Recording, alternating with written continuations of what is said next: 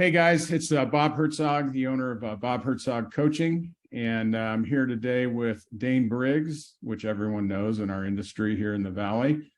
Dane's an old friend of mine, and I put quotes around the word old because he's not as old as me, but he's definitely smarter than me, and that's why he's here today. The reason we're here is we're going to talk about these NAR lawsuits that are coming out. Some things have happened recently that have caused more of a buzz in the market, and people are getting a little more serious about it. So I thought I'd bring Dane on to chat with him and fill everyone in on what we're hearing at this point, and some strategies of what we may need to start doing or thinking about doing as a result of that. So Dane, if you don't mind, just go ahead and introduce yourself and we'll kick this thing off. Yeah, absolutely. Thanks for having me on, Bob. My name is Dane Briggs. I am an executive vice president at Clear Title Agency of Arizona. I'm in the title and escrow space now, but my background is real estate. I was originally licensed in 2003, got my broker's license, ran a number of brokerages here in the Valley of the Sun, and continue to work with agents and brokers on a regular basis with all things, industry related, technology and legal, all of those types of things. So I'm excited to chat today about these changes that are barreling down them on the industry right now. Yeah, you bet. What's going on, guys, is there's been these lawsuits that have been out there for a while now, two major ones that involve 4 or 5, maybe 6 major players in the market along with NAR. It's a class action lawsuit brought on by quote unquote consumers, sellers that feel like they've been wronged by having to pay a buyer's agent commissions, being required to do that as per most of the MLSs around the nation. So finally, they got a class action suit together. They've got 2 big ones still hanging out there. And there's one that just settled about 2 weeks ago with the New England MLS, known as PIN, P-I-N, and I think I have on my, well, I won't do a screen share. You can do a Google search for it. But basically, this reached the New England MLS, PIN is what they're called, and they settled for $3 million and agreed to not require that compensation be offered in the MLS to buyers agents from sellers. So this is the first. It didn't cover. Now, this lawsuit did not include the 5 or 6 major brokerages, and I won't name them here, but if you Google, you'll find out who they are. It's probably who you can imagine, just the biggest players that are pulled into this thing. It did not include them. However, we talk about in lawsuits and that sort of thing, precedent. People are talking, does this set a precedent for these 2 big cases out there that, I've read anything that these 2 lawsuits out there could cost anywhere from 12 to 19, 20 billion dollars if they're successful, if the class is successful against the defendants. And if that's the case, if people are not required, sellers are no longer required to offer compensation to buyers agents in the MLS, and buyers will be responsible for paying their agents. It could be problematic for the industry, as we all know. So there's all kinds of different opinions on this. You've got, on one side, you've got people that saying it's never going to happen.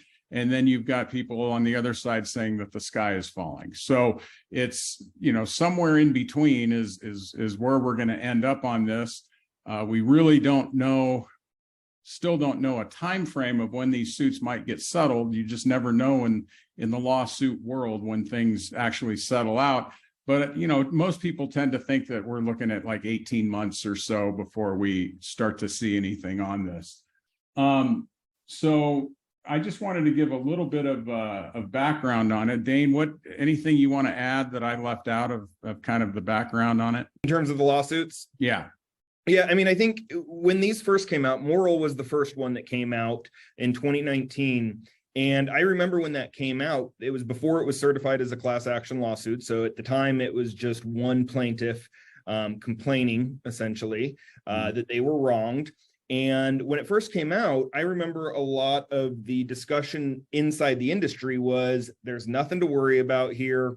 It is going to go away and all of that. There was the other side of that coin was a lot of people saying, yeah, but let's look at the attorneys on this. The attorneys in the Morrill case, and I may be incorrect, but I'm pretty sure it's the case.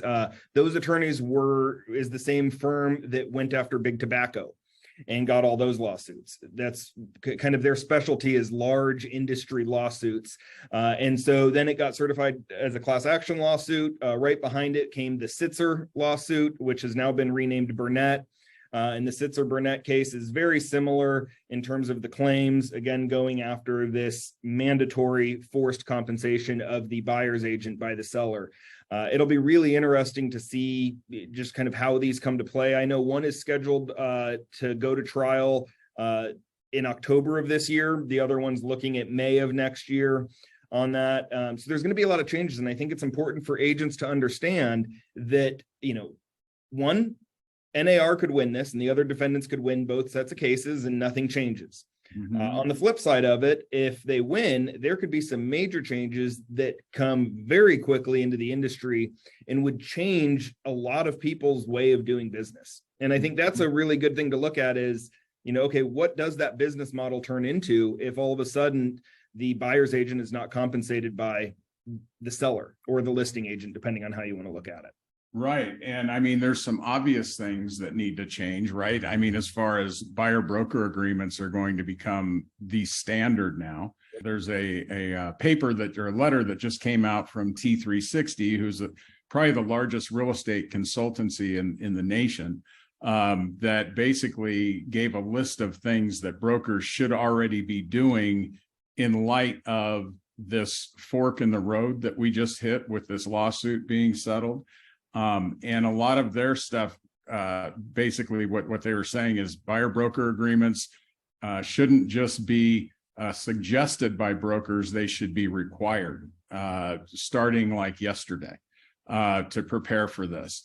The other big thing, what else did they say? That, to better educate buyers, start having, which kind of goes along with the buyer broker agreement, is educating buyers as to the value of a buyer's agent, because we all know that if buyer agents aren't compensated by the sellers anymore and buyers can't afford to pay buyer's agents, then I mean, we're talking about a lot more dual agency. Okay, that's a big disadvantage to this if this thing falls out the way it does, that we're going to have buyers out there that are represented by the listing agent, which could actually work against the seller too. If it's a true dual agency situation, it really could put listing agents in a tough spot. I mean, what are your thoughts on that? Yeah, I mean, I think there's a couple of ways that this could come down. And, when we look at the past, it's amazing how what is old is now new again and all of that. I remember when I was still a practicing agent, I took the accredited buyer representative course, the ABR designation. Yep. And one of the things they discussed in that course was the development of buyer agency. And, especially the turnover we have in the real estate industry here in Arizona, we're looking at, roughly a third of the currently active agents were licensed after COVID started. They definitely haven't been around since back in the 90s. And so for most agents, what we know as buyer agency is all they know. That is all it is. But if we go a lot further back, and we look at the kind of origination of how buyer agency came to be, prior to the early 90s, we had what was called sub-agency. It's still a field in the MLS here in Arizona. A lot of agents may see it. Most agents, I think, don't know what it means anymore or what it is. But go ahead and tell them what that is. Yeah, what sub-agency was, and there were a number of lawsuits in the late 80s and early 90s that caused buyer agency to come to be, was that if you are an agent representing a buyer, you weren't actually representing the buyer. You were representing the seller. And so if that buyer came to you and said, hey, I know it's listed at $500,000. I want to offer them $475, but I'm willing to go up to $490. Technically, the way the law read before buyer agency was a thing with sub-agency was that buyer's agent technically needed to inform the seller of that. Wow, And that's so crazy. that caused plenty of problems in and of itself. Yeah. And no wonder that a lot of buyers were upset, because they felt that the agent was working for them and had fiduciary responsibilities. And so we saw in 1993 was when NAR came around and said, okay, we're going to honor buyer agency, and we're going to put into our MLS rules and regulations that buyer broker compensation is allowed to be listed in the MLS. Prior to the 90s, that wasn't listed in the MLS.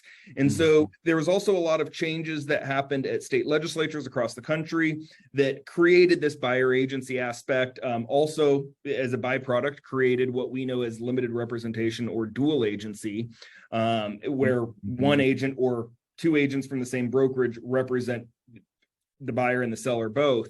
And so that was the idea, was, okay, these buyers deserve to have their own representation. They need somebody that is in their corner of it to navigate this real estate transaction. Now, with all of these lawsuits coming around, the major complaint really, it has to do with the forced offer of compensation. Now, you'll hear from a lot of the people that are saying that this lawsuit won't go anywhere is that, well, that's not required. Or if it is required, they can put any dollar amount. In our MLS locally here, the Arizona Regional MLS, you can put in as little as $1 of compensation. But that, I think, is kind of getting into the minutia of what these complaints are saying, because in real world practice, there are plenty of videos that are still out there on the internet that are coaches coaching their clients on how, when sitting in front of a seller, how to make sure that they're able to get the compensation that they want. And there's usually an argument in those videos of, well, tell the seller that, hey, if you don't offer X%, you're going to have fewer agents show your property, which that's really the smoking gun that they're holding on to here, is this aspect of agents, saying, oh, well, I'm not going to show that listing. It's not paying me enough.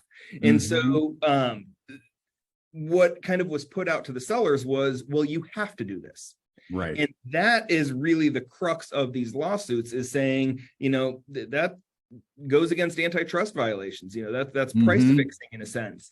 And it's one of those things that, if anyone listening to this is in any of the major, national Facebook groups for real estate agents, it's a common point of discussion of, oh, I won't show anything that's this, I, won't do this, I only work for this amount. And it is a really slippery slope of, when does it cross that line of becoming illegal and justifying a lawsuit like this? So I think that is, the way it's structured is for the benefit of the buyers. Now we're seeing that pendulum swing back the other direction. Sure. And it's going to be fascinating to see, in the nation, we have 529 MLSs. All of those except 25 are owned by local associations in that area. So really, it is the Association of Realtors in those local areas owning the MLS. There are 25 in the country that are either privately owned or owned by brokerages in that area. And the largest one is the Northwest MLS up in the Seattle area, is one of those. Ironically, the Northwest MLS was the very first MLS in the country to remove the requirement of compensation in there. Now, we can talk all day long about what's going to happen on an industry-wide scale if this does come to be that we have to remove it across the board. But still, in Northwest MLS, the last numbers I heard was 97 to 98% of the listings are still offering a compensation to the buyer's agent there. So it's not, it could be the sky isn't falling, and it could just be that, hey, change comes down the pipeline, and what comes to be of it is that, there's 2 or 3% of the listings in the MLS not offering compensation. And we can talk about strategies that those buyer agents can use to overcome that. But it may be that 97% of all of the listings still offer a competitive, co-broke compensation on it, and it's business as usual. I think it's really interesting to see what happens, though, as, specifically you see different brokerages start to figure out how they're able to angle in on this, because we know, for most brokerages, the goal is to obtain as much, profitability as possible, as much compensation as possible. So that's why we're seeing a lot of the, large brokerages trying to figure out ways to do pocket listings or circumvent getting the listings on the internet or the MLS from day one, to be able to try and double end those transactions. Right. It's I heard the same number, 97 to 98%, and that was over a year ago that change was made. And so it's not like they just made the change and people stuck to, and when I say people, sellers continued to offer compensation to the tune of 97 or 98% of them to buyers agents, because obviously they felt the need that to pay that in order to get more people to the property possibly. And I mean, do sellers really want to be in a position where their agent is representing two people? I mean, because the listing agent's going to have that conversation with their seller. Okay. If we go this route and we don't offer any compensation, then it kind of puts me in a tough spot. Okay. Maybe it's not a dual agent, maybe it's a buyer representing themselves, but there's still responsibilities for that agent that they wouldn't normally have had that person been that buyer been represented by a buyer's agent. So it's a real interest. And that's, of course, the people that are saying that are also saying, gosh, I mean, we already offer, I mean, we don't force sellers to offer something. We could technically, sellers could put, like you said, $1 or 0% or $0 in the MLS and say, I've seen that right here in our local MLS, not very often, but it's out there.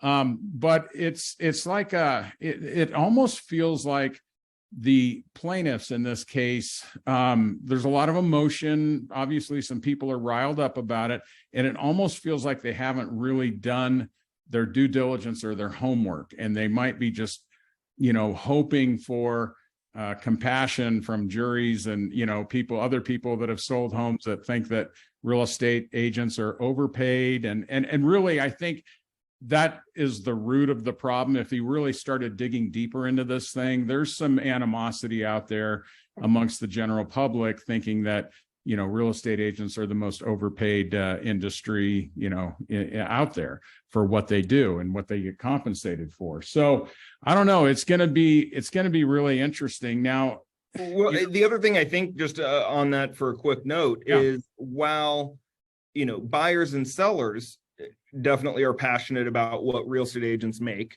so are the real estate agents. The majority of the defenses that I see from agents, specifically agents that may not necessarily be very well versed in these lawsuits, they haven't done a lot of research on what the premise of them is and all of that.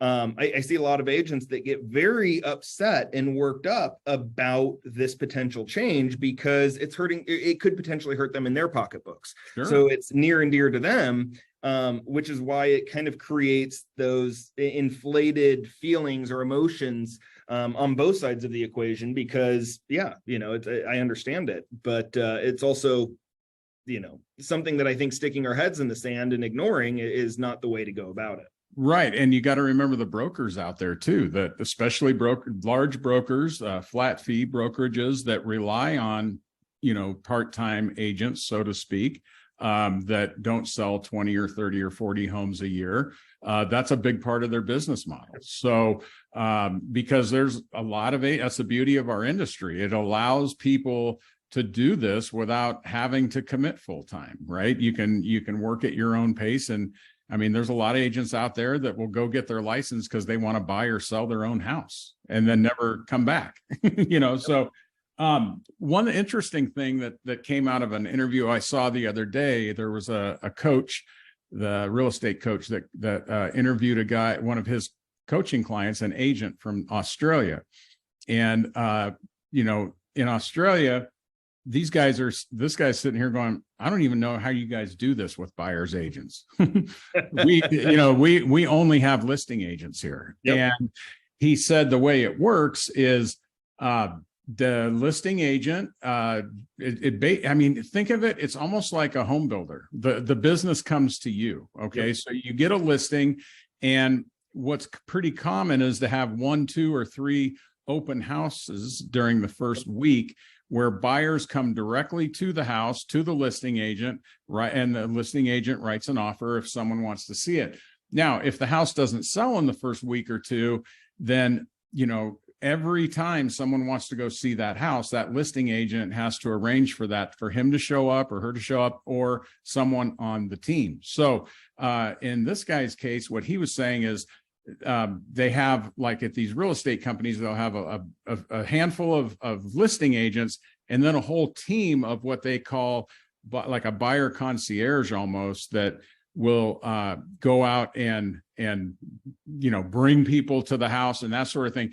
But so the commission might be 2 or 3% or whatever. It's usually half of what would normally be charged, because you're only paying a listing agent. And then that listing agent, if it's someone on his team, he can then pay that buyer's agent out of whatever he's making. So you can see how everything just gets compressed more and more. Then you've got a broker to pay and so forth. So what he was saying is it really forces agents to stay in their own little market, right? Their sub-market or whatever, because there is a lot more running around and not easy access for buyer's agents and that sort of thing. But he also started to list a lot of advantages where he's like, I can't believe you guys, haven't gone to this model yet. It's just so much easier to get stuff done, and the transactions are smoother, and we're not fighting egos of other agents. And we all, spend any amount of time on the Arizona Real Estate Agent Forum, and you can see what he's talking about.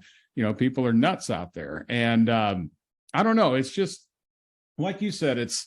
It's interesting because I can see both. There's parts of this that make me nervous because, when you go in front of a jury of your peers, and we all know how our peers think of our industry as a whole, there's no telling where this thing could go, just based on emotion. And what's interesting is the situation in Australia, as well as the situation in England and the UK, Switzerland, some of the other, more developed countries that you could argue are similar in terms of the housing markets as the United States. Their average commission for both sides, if there is both sides, tends to be between 2 to 4%. And so one of the arguments the plaintiffs are making is that with the advent of the internet, the increase in technology, all of those types of things, why is it that in those markets, the average commission has decreased over the last 20 years, right, where in America, it's really stayed the same? It has fluctuated, come down a tiny bit from where it was, but not at the same rate. Now, of course, it's hard to compare apples to apples. I know in Australia, some of the agents I know there, it's very common that there is a percentage fee for the commission. And then that's what they pay upon closing, but then the seller actually pays 100% of the marketing costs. So they pay the fee for the photographer, they pay the fee to, for advertising it, they pay all of these different fees. And so there may be, $10,000 in advertising expenses. And then when it closes, the agent earns that commission, but it was actually the seller paying those types of things. So it's going to be really interesting. But, I do see that side of the argument. Most agents that have been in a dual agency or limited representation transaction, or they've had an unrepresented buyer on the other side, a lot of times will say those transactions are smoother. They're easier because you don't have two egos fighting each other that just want to win. You've got somebody that's really just trying to make the deal come together. Right. I'd say it's very similar to the commercial real estate space here in America. Right. Residential space, we've been in this, multiple listing service space for a long time. But commercial, that's how it's always kind of been. You have your commercial brokerages that specialize in retail, your commercial brokerages that specialize in medical space, your commercial brokerages that specialize in, Class A office, whatever it is. And if you're looking to buy a Class A office building, you may have your own agent. And if you do, when they go and make offers, that's going to be part of that offer is what that compensation is to both agents in there. But 9 times out of 10, if you're looking for a medical building, you're going to a brokerage that specializes in medical office buildings, and they have 20, 30, 40, 50 listings, whatever it may be. And they're going to take you around to show you those. It's also very similar from the residential space, actually somewhat similar to New York City. New York City does have an MLS. It does have an association of realtors with a very small membership. I forget the exact numbers, but it's something only like 5 or 10% of the agents in New York City are members of that. If you want to go and look at, penthouse suite overlooking Central Park, you go to the listing agent of that. And if that listing agent doesn't have what you want, you then go to another listing agent and see what items they have. There really isn't, this buyer representation as we see it in the rest of the country. Right. So there are a couple of examples of where this could work, but I 100% see the fear or, the worry from an agent standpoint that, we've always kind of seen in this business, and I don't want to be, make it all one stereotype, but what is very common in the real estate industry is when you are a new agent and you come in, you tend to work buyers. Right. A lot of times they're buyer leads from potentially somebody else that may be in your office. You drive the buyers around and all of that. And as you get more established in your business, then you start taking on listings. And what a lot of agents strive for long-term is they want listings. There's the old adage, you've got to list to last. Yep. And so you see a lot of those seasoned agents go towards the listings. And so I think this is probably more of a concern for maybe those newer agents that they don't have any listings. They're out there working buyer leads that they're generating off the internet, whatever it may be. And those are also much more difficult. If you're a brand new agent and you're working with a first-time home buyer, that is a much more difficult sell to convince that buyer to pay you a commission, especially when you don't have the confidence of being in this industry for a long time to really be able to say, hey, this is what I'm worth and this is what it costs. And this is why you want to pay me this fee. And so I can see why the agents are nervous about it, but I think it's going to also bring an opportunity. If we do see a drastic change, there's going to be a number of agents that figure out, okay, here's the angle that I attack this with, and this is how I'm now going to position my business to be able to take advantage of this, because it's those times of turmoil that really can create opportunities. Sure. And, buyer's agents, I heard, buyer and listing I think there's going to be changes coming. We know that there's going to be changes. We just don't know how severe or drastic they're going to be. Yep. But one of the things that I heard that was kind of interesting to think about was the practice of saying, okay, I'm going to charge you to list your home. I'm going to charge you $15,000 or $10,000 to list it. And I will pay for an appraisal of what this house is worth. And if there's anything over and above that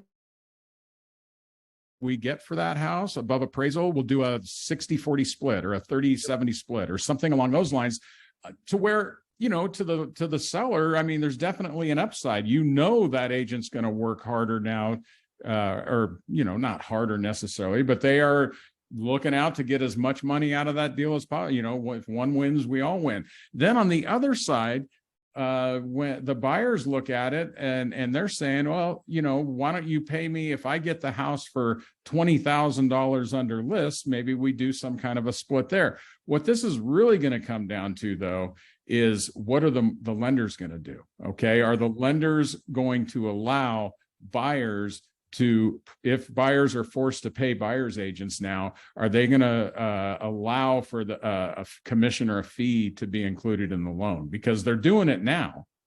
It's just on the other side. Yep. And what's interesting is lenders tend to be very slow to change. Now, yes. I think if we saw the Morrill case or the Burnett case settle in a way that created or prompted an industry-wide change, we would see those lenders jump on board very fast, because their goal ultimately is to continue to fund loans. And if they don't offer some sort of product to be able to, compensate for what's happening in the marketplace, they're going to see their number of loans they fund decrease dramatically. So I think that would be a catalyst that creates it from the beginning. But I'll use the example of remote online notarizations, RON, in the title space. It is legal to do a remote online notarization.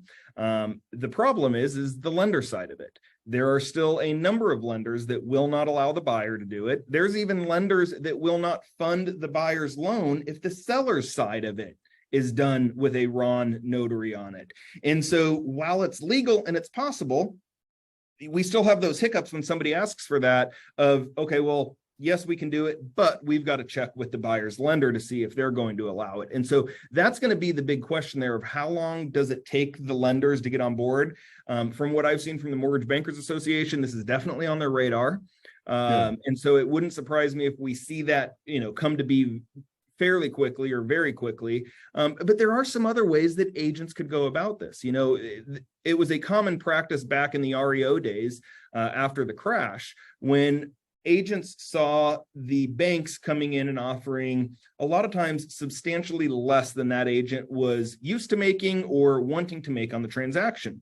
And so that was one of the times when buyer broker agreements really came into play and came to be important, but it was still a big challenge for those agents to say, okay, Mr. and Mrs. Buyer, you are closing on this home, here's what you paid for it. And on that settlement sheet, here's this extra line item for the additional compensation that you agreed to pay me. You've got to come into the closing table with these additional funds. So what we saw back then, which my gut feeling tells me that we will probably see again, was some verbiage in the contract that said the seller to contribute X% towards the buyer's closing costs to include any fees associated with the buyer broker agreement. So it was a roundabout way to still get the seller to pay it, even though it wasn't offered in the same traditional aspect. Now, we know that according to NAR ethics and all that, we're not supposed to put compensation inside the contract. Right.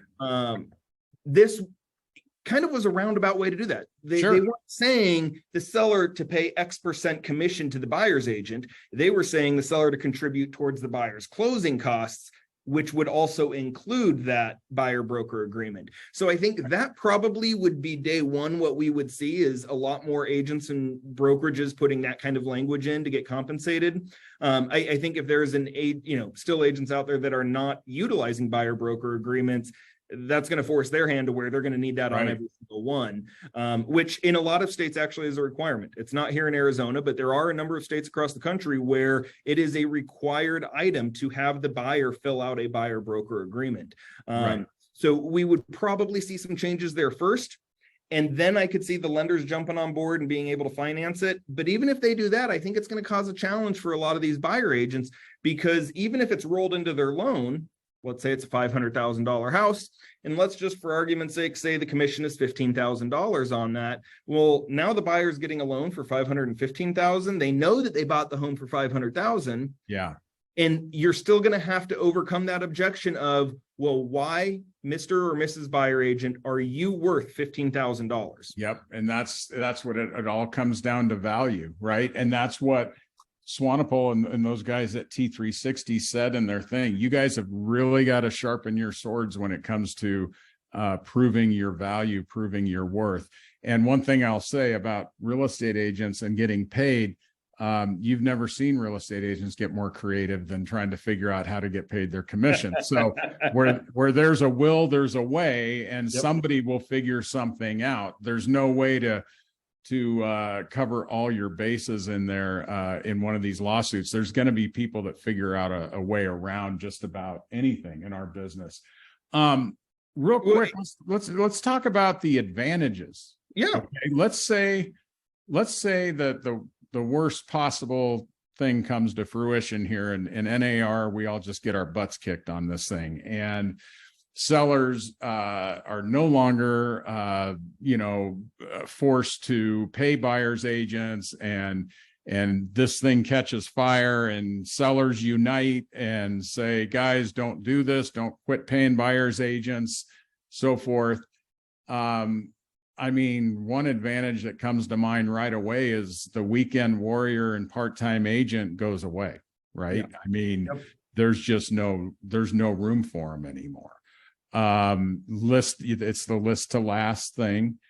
And we're in a situation now, you start looking at, I mean, if it gets really bad, you're looking at a whole different way of lead generation, the type of people like Zillow and other, and one guy brought up a good point. He said that Zillow, or, one of these other third-party type lead generation companies might turn to more of hiring like buyer concierge type people and paying them, I don't know, who knows what's going to happen, but there are some advantages to it. I mean, it's going to weed out the part-timers. It's going to give every agent a little bigger piece of the pie. one thing that comes to mind is if you've built a listing-based business and you've been in the business a while, which most people that are strong on listings have usually been around a while.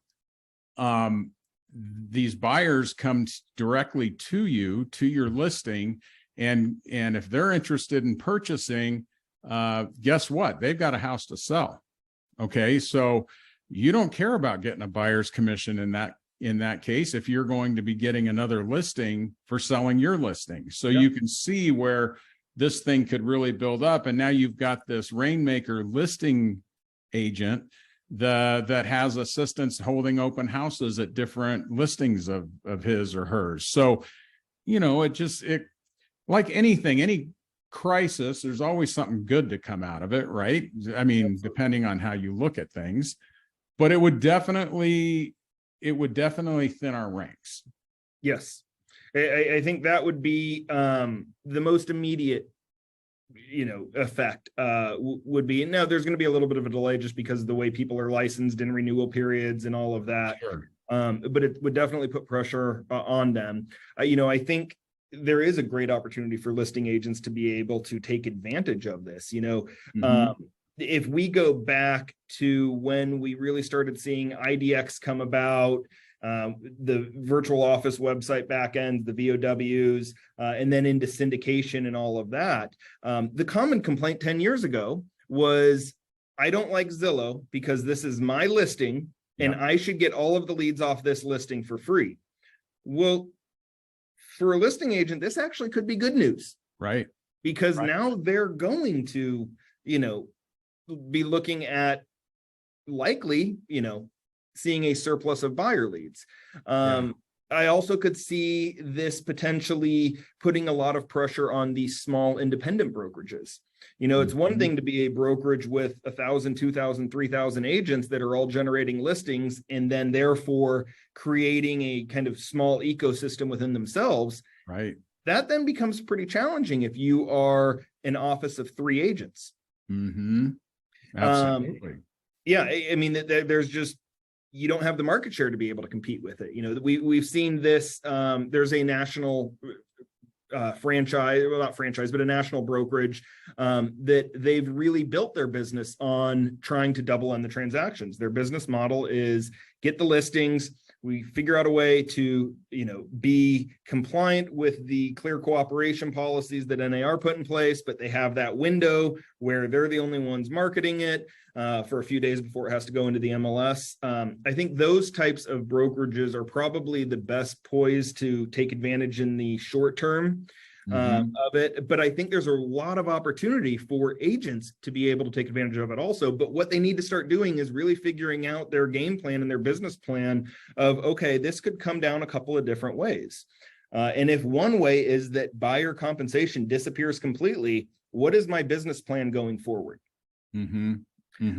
It's also just, ironic with the times that we're in right now, because a few years ago, this might not have been a big of an issue, but right now we're in such an inventory shortage that makes it even more challenging for agents, and why they need to spend, even more energy focusing on these alternative business plans for what could come out of this. Right.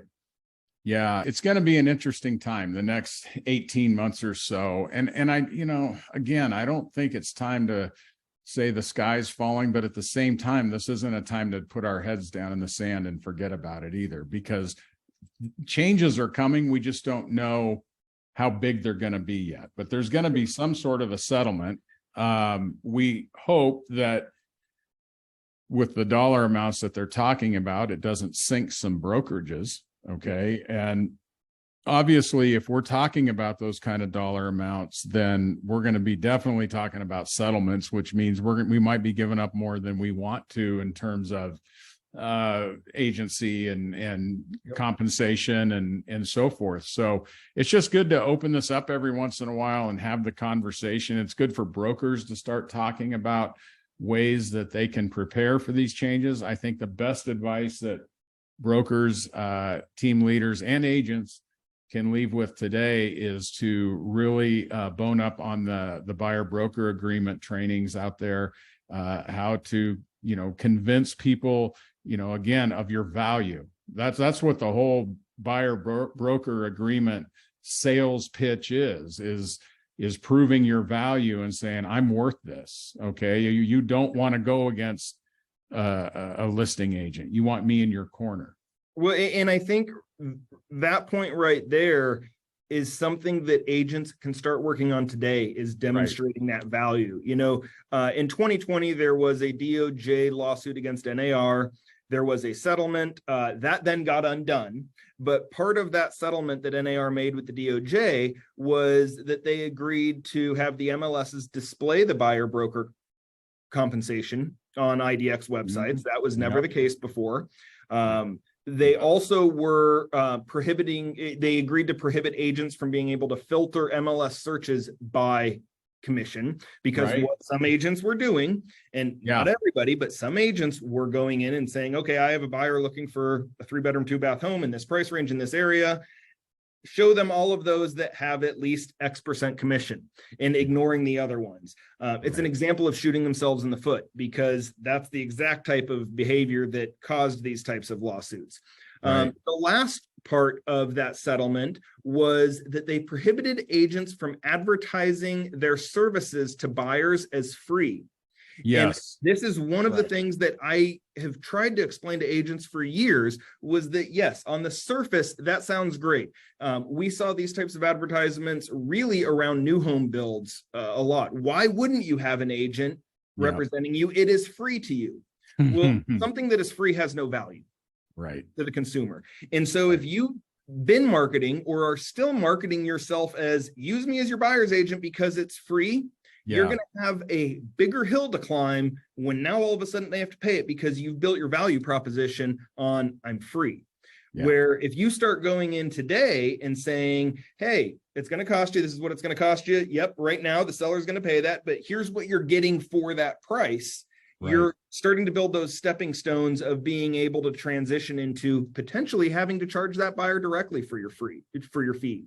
But I think if any agents still out there saying, oh yeah, it's free to use me, that's probably the wrong direction to be going in this day and age. The interesting thing about this whole lawsuit thing is that, I mean, you know, there's emotions at play, and not a lot of, I don't want to say not a lot of deep thought, but they claimed that they're doing this to the benefit of the consumer. Okay. But what they're doing it is to the benefit of the seller and the detriment of the buyer. In this case, when you really think about it, they're forcing buyers to be put in a position where if they can't afford buyer representation, they're now in a dual agent. I mean, they can get eaten alive out there.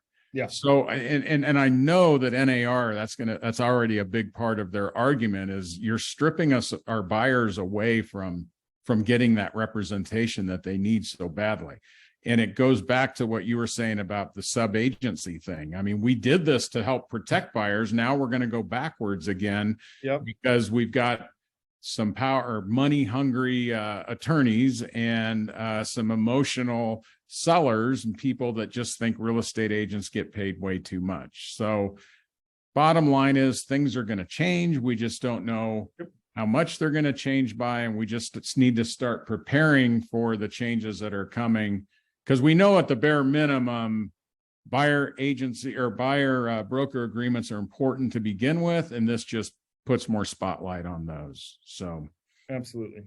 Anything else that you want to add to today? I think we've beat this horse to death pretty good, and a lot of stuff. I mean, the only other thing I would tell people is, really sharpen your pencils and look at your business model. I think, what we're going to see is there is a window of opportunity if this change comes about, where we're going to see a lot of people going different directions. It's good to start thinking about it now.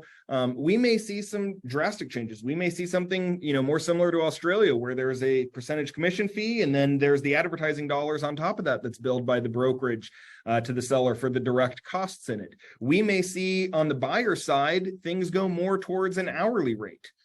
Which has been talked about in this industry for a long time on that. The sky's the limit on what could be. But I definitely think now is the time to start thinking about it. Right. If your plan of action is, oh, I'm going to ignore this because those lawsuits are going to go away, and I heard somebody say, don't worry about them, they're going to get dismissed. You're setting yourself up for failure. You really need to, work on your own business plan. I love the idea in this market to work with a coach, to be able to help you along those steps, to be able to really poke holes in your plan. We all have great ideas, and sometimes we're not the best at poking holes in our own ideas. You need somebody else to do that. But I agree, Bob. The sky is not falling. It's going to be a window of opportunity for people. It's going to be a change. And anytime there's change, there's a lot of fear and a lot of consternation around it. But I in no way envision the industry collapsing or anything like that. It's just going to be a shift. And we've gone through this time and time again. We've really been lucky since, I'd say, 2012, 2013 here in Arizona.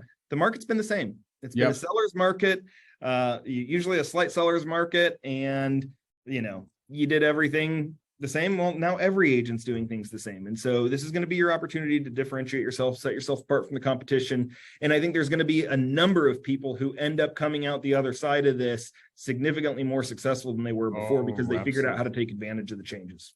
Absolutely. Absolutely. Okay, cool. Well, I think we've covered it all. I appreciate you again being here today, Dane. We're going to get together again after I get back from vacation. We're going to get together and sit down with an IP attorney, actually, and talk about the effects or not the effects, but how AI, we as agents need to be careful when it comes to copyright law, patents, trademarks, all that kind of good stuff, because I know everyone's out there just, going nuts talking about how AI is going to change the real estate industry by, all these shortcuts and everything else. Well, with shortcuts come challenges. So we're going to kind of bring an attorney on to tell us kind of what to watch out for, what you can and can't do when it comes to using AI. So that should be really interesting.